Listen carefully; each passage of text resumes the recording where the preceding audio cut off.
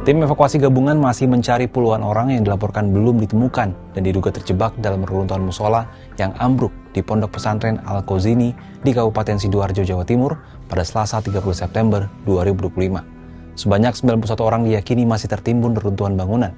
Seperti apa situasi terkini, proses evakuasi dan pencarian korban di Sidoarjo yang berburu dengan golden time ini?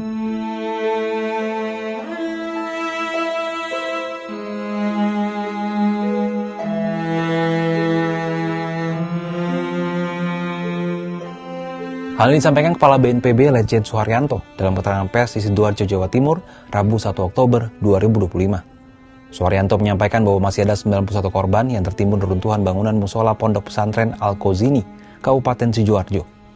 Ini diketahui berdasarkan data yang diterima BNPB hingga Selasa 30 September pukul 19.00 waktu Indonesia Barat. Untuk mempercepat proses evakuasi, tim SAR gabungan menurunkan sebanyak 332 orang untuk mencari para korban di bawah runtuhan. Suharyanto mengatakan peralatan berat saat ini telah disiagakan meski penggunaannya belum dilakukan karena dikhawatirkan getaran yang ditimbulkan dapat memperparah kondisi reruntuhan.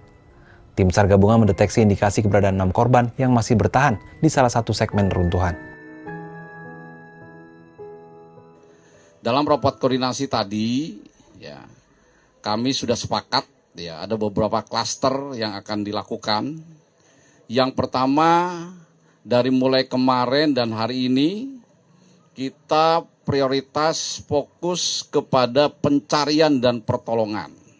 Dipimpin oleh Kabasarnas langsung, sampai di mana tekniknya seperti apa. Setelah ini rekan-rekan media sekalian akan mendapat penjelasan dari koordinator yang ngerti di lapangannya seperti apa.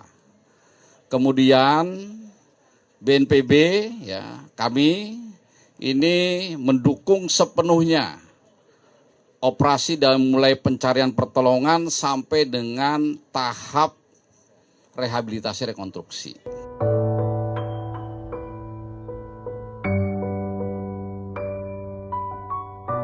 Sementara itu, dalam kesempatan yang sama, Kepala Basarnas, Marsikal Madya TNI Muhammad Syafi'i mengatakan pihaknya mengejar golden time atau rentang waktu kritis dalam proses evakuasi santri yang jadi korban ambruknya musola di Pondok Pesantren Al-Qauzini.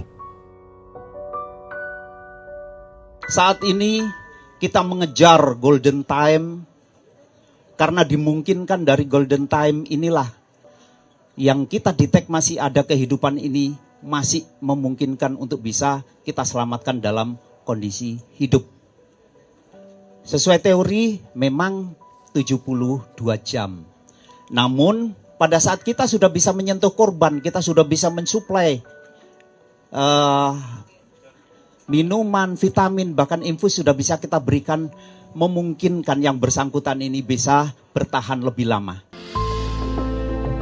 Berdasarkan data sementara kantor SAR Surabaya hingga Selasa 30 September malam, terdapat 102 orang santri yang jadi korban dalam peristiwa ini. Dari jumlah itu, 3 orang diantaranya dilaporkan meninggal. Sementara 91 orang lainnya diduga masih berada di runtuhan bangunan yang ambruk. Ambruknya musola di Pondok Pesantren Al-Qauzini ini pun menimbulkan pertanyaan, apa sebenarnya penyebab robohnya bangunan ini?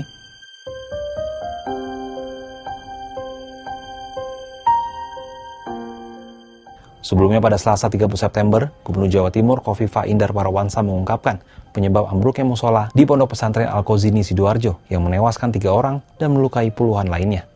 Khofifah menjelaskan saat sholat asar berjamaah pada pukul 15.00 waktu Indonesia Barat, tiang fondasi musola tak mampu menahan beban cor-coran proyek yang sedang dikerjakan di bagian atas bangunan. Hal ini yang menyebabkan bangunan runtuh hingga ke lantai dasar. Gubernur Khofifah menekankan evaluasi menyeluruh akan dilakukan terkait keamanan ruang bagi santri dan peserta didik di Pondok Pesantren Al-Qauzini.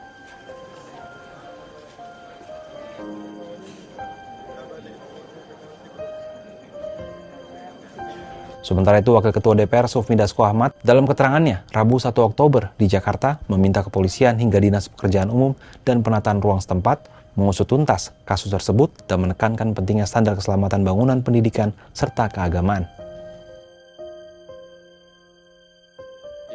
Dan tadi kita sudah koordinasi dengan pihak pemerintah untuk bergerak membantu dan juga berkoordinasi dengan pemerintah daerah. Dan mudah-mudahan kejadian ini cepat diatasi dan tidak terulang lagi di tempat-tempat yang lain. Terima kasih. Kasus ambruknya musola ini membuka mata publik akan pentingnya standar keselamatan bangunan untuk menghindari jatuhnya korban jiwa. Yang pasti, sekarang evakuasi korban menjadi prioritas utama penanganan insiden ini. Kalau menurut sahabat Kompas, apa tanggapannya terkait peristiwa ini?